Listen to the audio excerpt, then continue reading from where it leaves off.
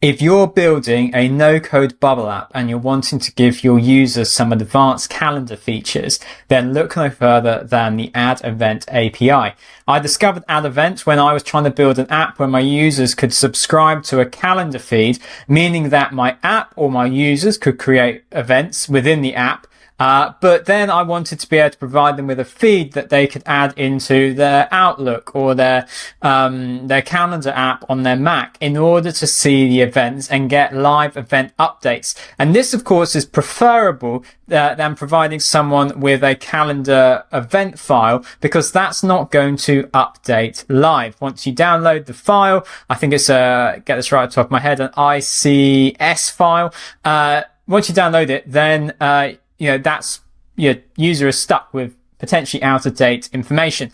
So I'm planning to do a series on AddEvent, and I just wanted to use this video to introduce you to it. But if you're building apps with Bubble, then look no further than planetnocode.com, because we've got hundreds of Bubble tutorial videos where we introduce you to services just like this, where we go into the API, we use the Bubble API connector, and you can unlock all of those videos by becoming a member at planetnocode.com. But let me just give you a preview of what you can do with AddEvent.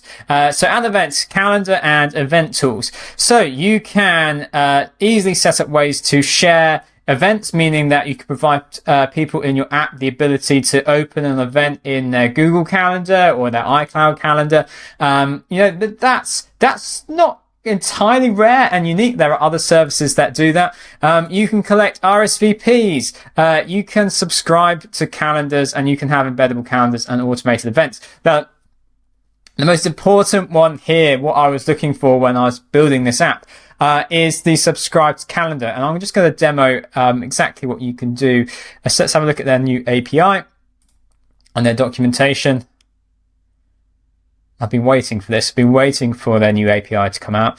So you could basically create a calendar for each user in your app. If you wanted to have a calendar in your Bubble app, you would create a calendar with AddEvent. And then whenever you created an event in your Bubble app, you could create the same event in that calendar. And that then means that when you create a calendar, where do we get the response? You will get, you'll get a link. Basically, I'm going to unpack this more in a future video, but you can, once you have that calendar built in AddEvent, you can supply your user with a link in which they can subscribe to that calendar. So if you're building some sort of event management system, or some sort of membership with like live webinars, and you want your users to already be up to date with key information about the events that you're running or events that your app has generated, then look no further than AddEvent. And if you want to see more videos about like advanced calendar features, calendar feeds, calendar subscription, then leave a comment down below, like and subscribe, because I've got a mini series planned on AddEvent. So subscribe to not miss out on that.